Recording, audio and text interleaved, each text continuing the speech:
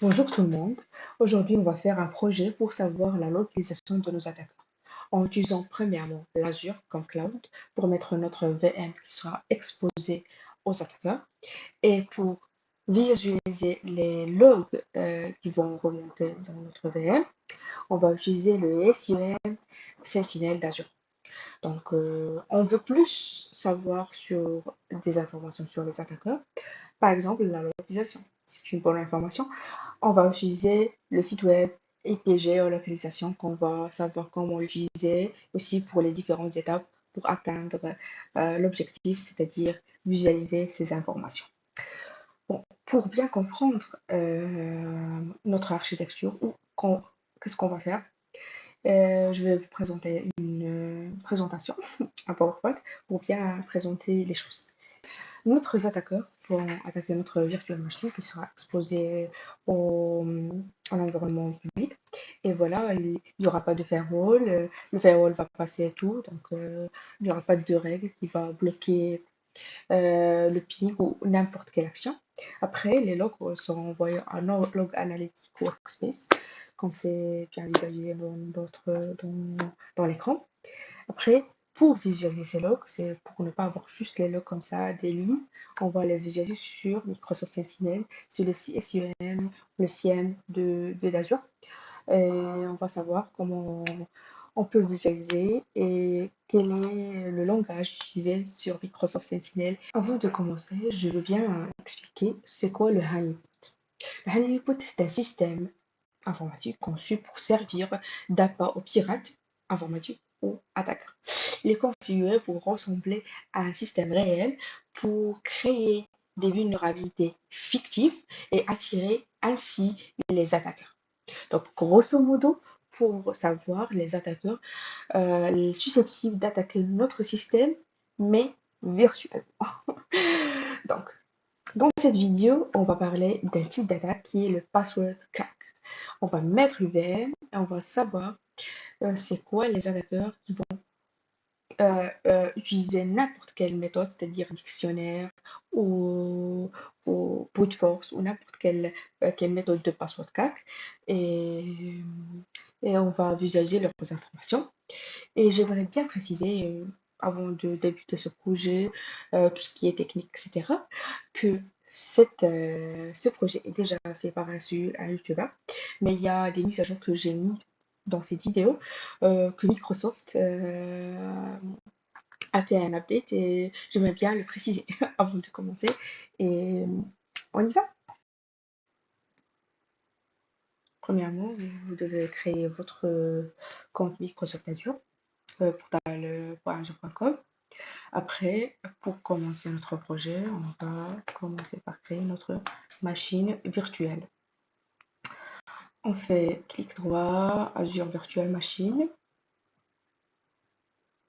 et on va créer le groupe. Le groupe, c'est juste pour grouper nos ressources. Donc, on crée notre groupe parce qu'on n'a pas de groupe. Voilà, on l'appelle Honeypot Project, lab, n'importe quel. OK. Et Virtual Machine, on l'appelle Honeypot. Tout court. France centrale, c'est-à-dire où se trouve la ZVM géographiquement, la pose dans la France. Ouais, on fait là-bas. Après, on fait c'est Windows 10. Voilà. Après, on, on fait un username, honeypot, tout simple. Et pour le mot de passe qu'on doit sauvegarder, j'utilise par exemple honeypot, honeypot 1, 2, 3, arrobas. Ça va? C'est bien. Et je confirme. Honeypot 1, 2, 3, avec un H majuscule. J'ai oublié, pas oublié. Après, tout est bon. I confirm. C'est bon, c'est bon, c'est bon. Next.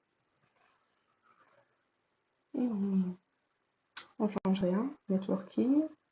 Oui, voilà ce que je voulais montrer. C'est sur Security Group, on fait Advanced et Configure New. On supprime celle-ci et on ajoute une nouvelle règle pour laisser passer tout le trafic. C'est pas juste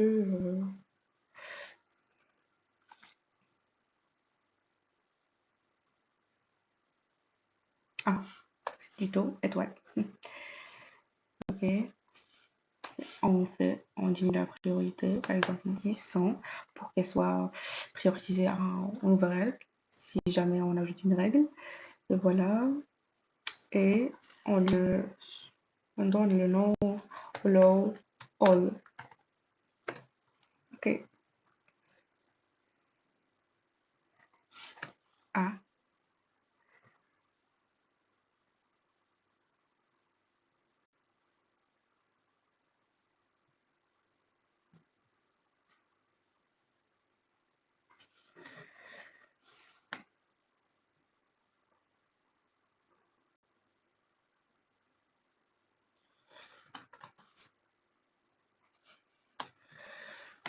hop, ok. On fait comme ça et on fait Add. D'accord, c'est ok. Et View and Create. Notre machine va. Alors, c'est des informations concernant notre machine qu'on a, qu'on a créée. Voilà. Et c'est tout pour notre machine. On passe maintenant à la prochaine étape. On passe maintenant à Log Analytics Workspace et on va créer notre workspace. Voilà. Le ressource, c'est ce qu'on a créé, c'est le Honeypot Project. Name, je donne par exemple Honeypot Log, par exemple France. Ok. Ok. Voilà. C'est tout créé.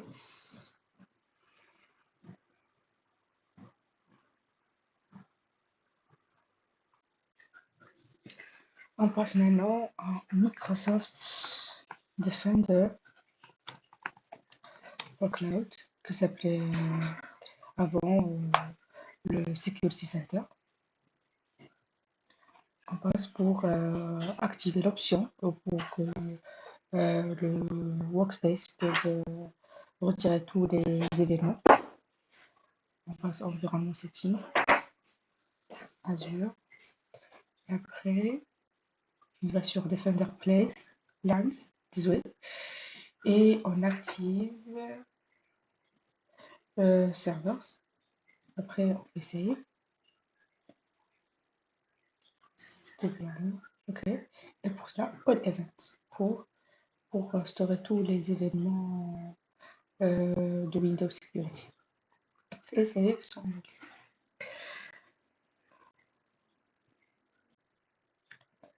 Après, on va sur Log Analytics Place pour démarrer notre VM. Voilà, VM, Virtual Machine et Connect.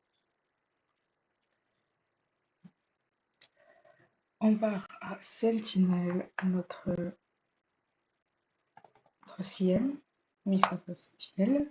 On va créer, où on va mettre toute notre visualisation. Oui, c'est le workspace qu'on veut ajouter à ce Microsoft Sentinel.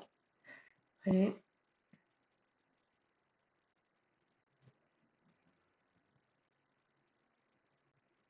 la VM est bien connectée.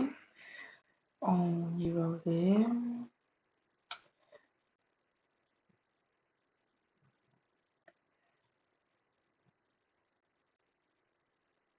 sur la machine. C'est bien connecté. Ok. Et voilà. Son adresse publique. Je vais me connecter maintenant sur le remote desktop connection. Pour se connecter en TP à la machine. On met notre username à l'écoute et puis le password, notre password qu'on a déjà configuré sur Azure. Voilà. On a écrit Events Viewer. Après, pour savoir les logs qu'on est intéressé. Qu'on s'est intéressé et sur Security, Windows Log. Et voilà. Et pour les logs qu'on est censé voir dans notre visualisation, c'est Léo différé. Non, c'est pas clair. Ok. Et voilà. Et ceci, c'est là avec l'Event ID 4825. Donc, c'est ça. Mais pour que les attaqueurs puissent vite attaquer notre machine, on va enlever tous les firewalls. Je vais faire un petit ping prolongé. C'est ping. Et c'est quoi l'adresse? C'est 4.178.100.102 moins T. Alors, on n'arrive pas à pinguer, normal. On retourne à notre machine et on fait un VF MSC.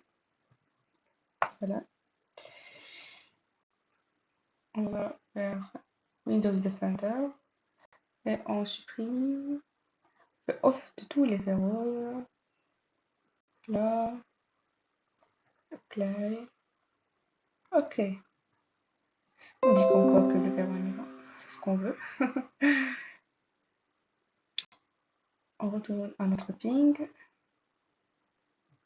Voilà, le ping, on peut pinguer notre machine. Voilà. Ok, c'est bon. On va aller sur le IP ap.geolocation.io et on va créer notre compte.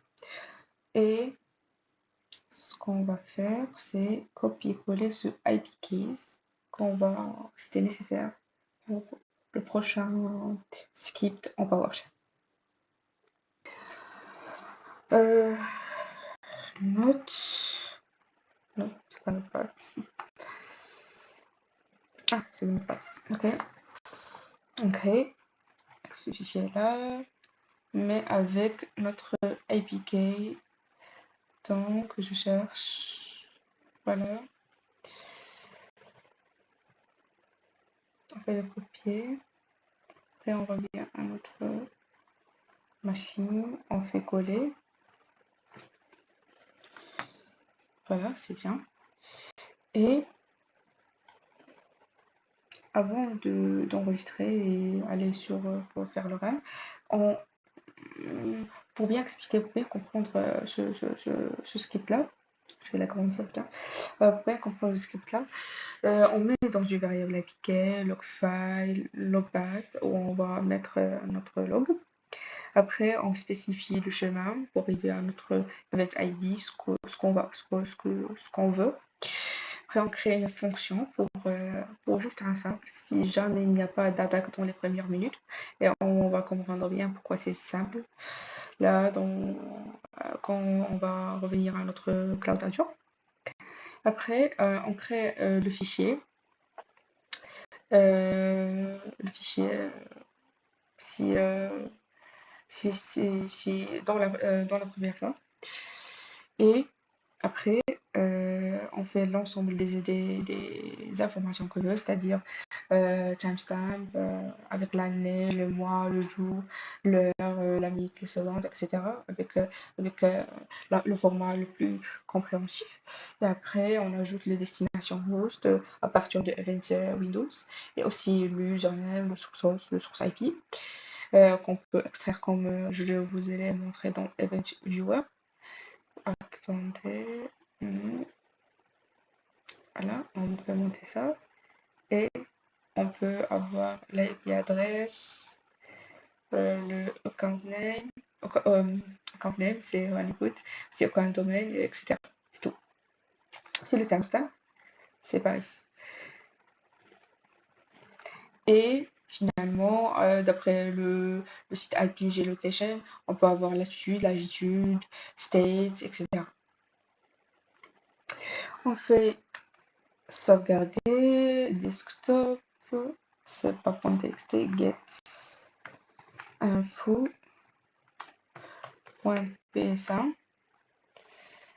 alright, desktop, ok, save. Et on fait l'horaire de ce script. On l'ouvre d'ailleurs sur PowerShell.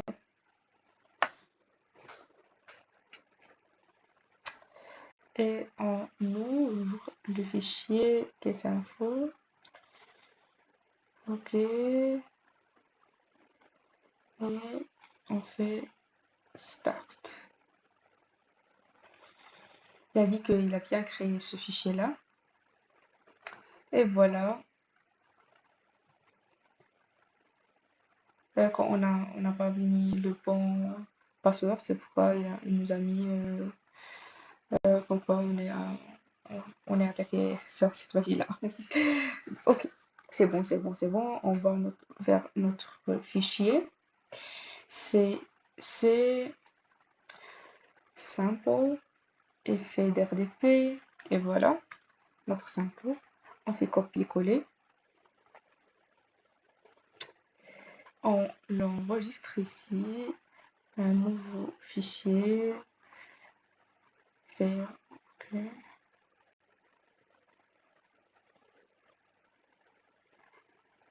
OK. Et on enregistre sous le nom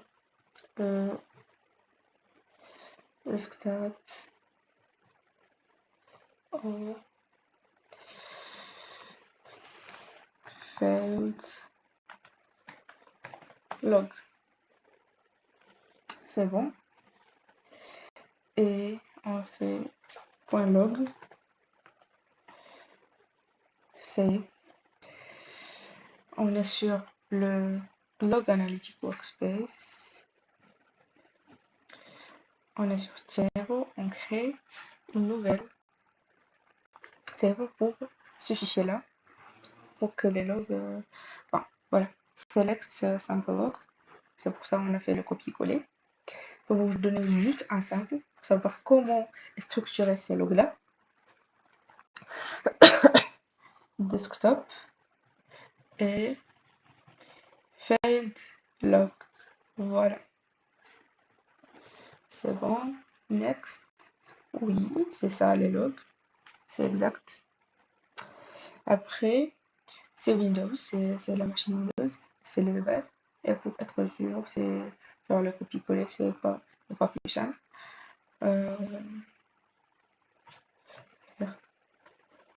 Fade RTP. On va l'ouvrir. Ok. Copier. On y va. Faire coller. Et next, on fait sur le nom dans custom log. On peut dire que failed log RDP. Ok, failed RDP. Next, c'est bon. Et j'espère bien qu'il est créé. Mais ça prend du temps pour qu'il soit créé.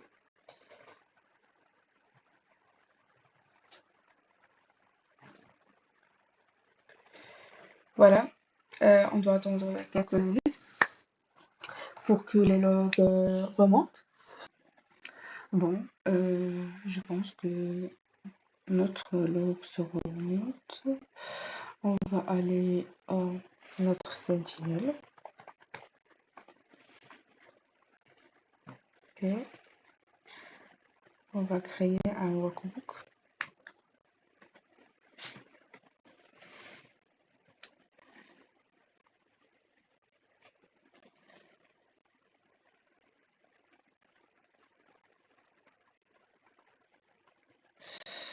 Et on va supprimer ces workbooks. On va faire edit, remove, yes, edit, remove, yes.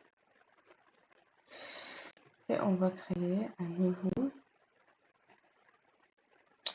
On va mettre dans query, on va prendre la même qui était faite RDP CL. On va faire là pour voir si. D'accord. Après, on veut avoir juste ce raw data qui contient les informations importantes. On fait project raw data. Après, c'est bon. Après, on fait extend.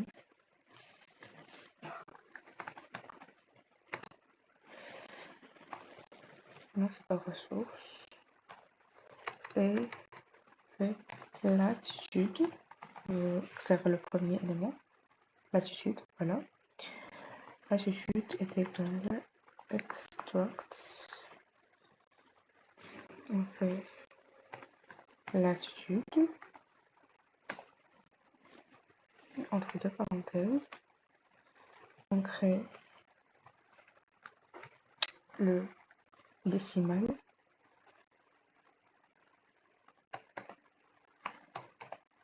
et peut être à l'infini, c'est pourquoi on en met le plus.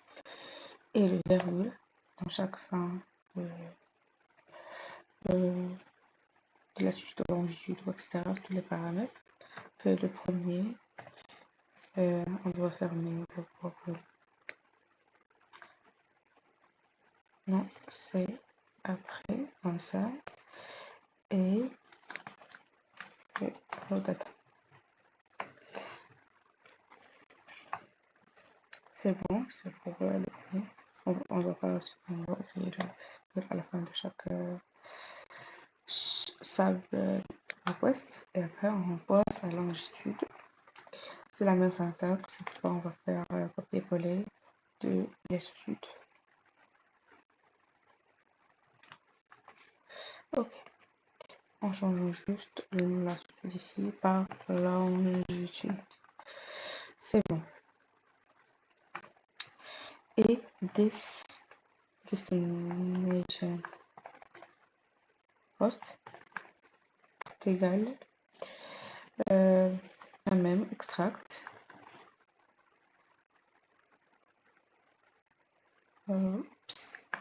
Extract. On fait destination host comme c'est écrit ici.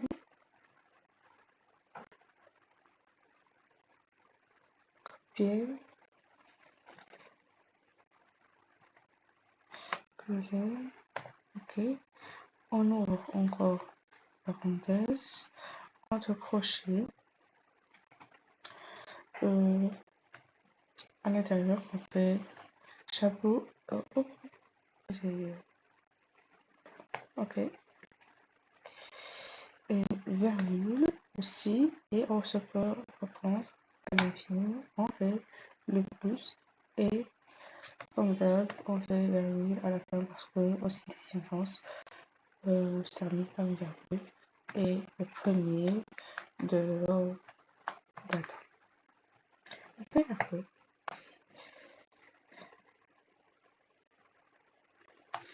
Voilà.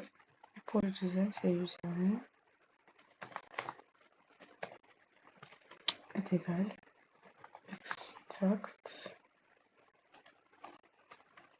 Ok. Et on prend username.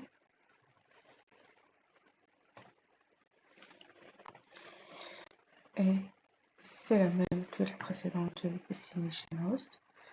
On prend entre le ska l'infini, chapeau avec virgule. Voilà, et c'est le premier élément of data. Ok. On passe au suivant, source host.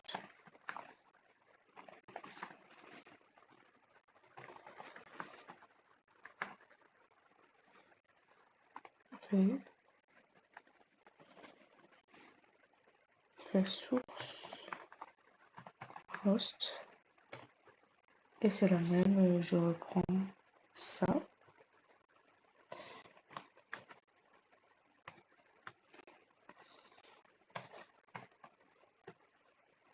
Et date à virgule, j'ai oublié la virgule avant, si, et ce qui après, je tire celle-ci, source, il y a state, d'accord, pour state, déjà, state, state, on va pas oublier la virgule à la fin, et on fait la même, on prend le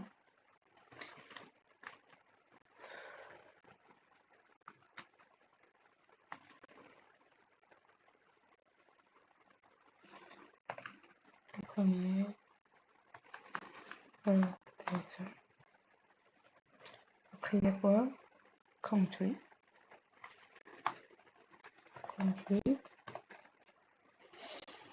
country, yes, extract, on fait verrouiller la fin pour ne pas l'oublier, et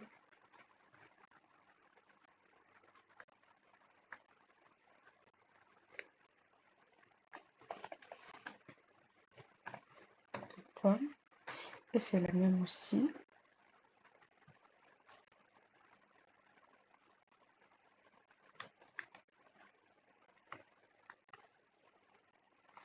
c'est premier,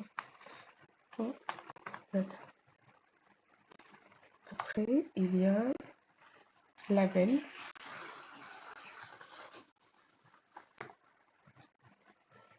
le label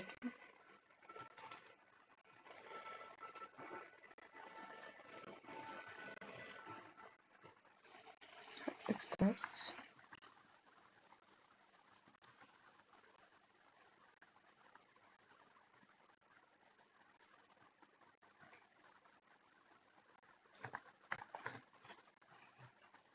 label, et on n'oublie pas la virgule, 1, 2, data. Pour la baie, ça sera différent, ce sera juste entre parenthèses, et un chapeau ici, virgule, bien sûr, pour pas prendre en compte la virgule, et plus pour l'infini. Après, pour marquer la fin. D'accord. On fait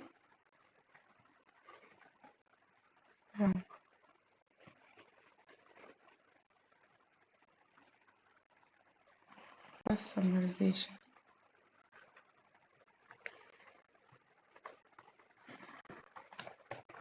Summarize. Advanced égal count et by username source host country state, quoi d'autre, latitude,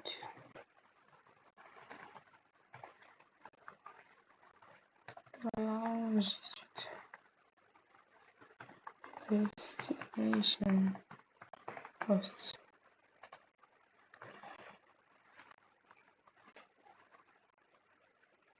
On fait le run de ça.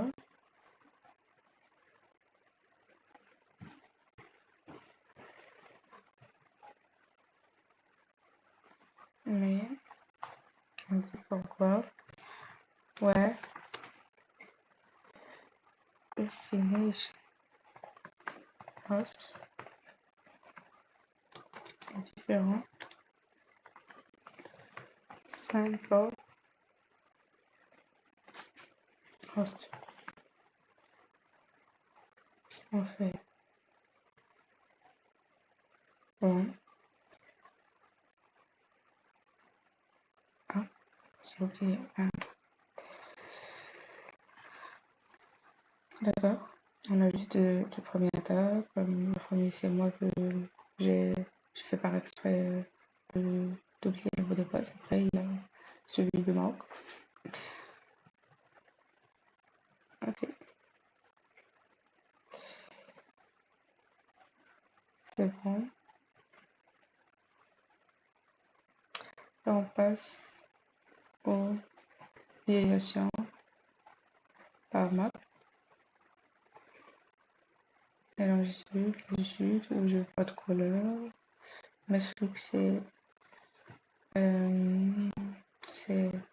combien? Ah, c'est conduit. Value, c'est essence. Save.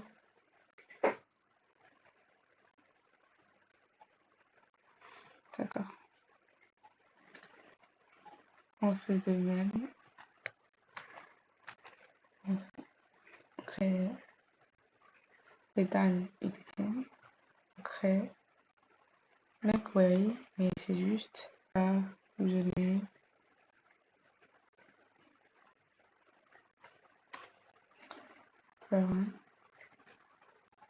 On va combien chaque username qu'on va utiliser. Le done editing.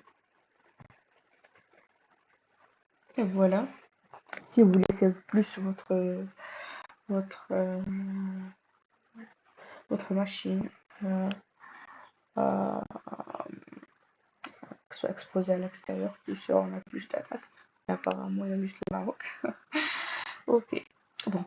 J'espère que vous avez bien compris ces projets, les différentes étapes, etc. Si vous avez des questions, n'hésitez pas en commentaire de les mentionner. Et aussi, avant d'oublier, pour que ça soit enregistré, il ne faut pas oublier de faire save. Et on peut faire un project. Par exemple, si on veut ressources group, c'est un project et apply. Voilà, c'est bon. Mais si vous avez bien terminé, vous ne voulez pas que ça consomme beaucoup de ressources, n'oubliez pas de supprimer la ressource. Je vous montre comment le faire. Non, c'est pas ça, c'est ressources groupe. Voilà. Et il n'y a pas une option pour supprimer directement d'ici. Par exemple, si vous voulez sélectionner, c'est pourquoi il faut aller sur un import et faire delete ressources groupe pour chaque groupe que vous voulez, et ça ne supprime pas immédiatement. Il prend un certain temps pour faire pour traiter la demande. On va le faire. Bon, parce qu'on a terminé. Il faut juste faire copier, ici coller et delete. C'est bon, ça va supprimer tout. Tu n'as pas besoin d'aller dans chaque ressource. C'est supprimer toutes les ressources qu'on a. Après, on passe au deuxième. Ça prend du temps. Au deuxième, on fait delete, on fait copier, coller, delete. Et c'est bon, ça prend du temps qu'on voyait. Du temps pour traiter le truc. Et voilà. Et on se retrouve dans la vidéo prochaine. On parlera plus sur l'automatisation. Je vais montrer un projet en utilisant GNS et en cible comme type d'automatisation. C'est plus simple à apprendre aussi à l'utiliser. Et je vous souhaite une agréable journée. Au revoir.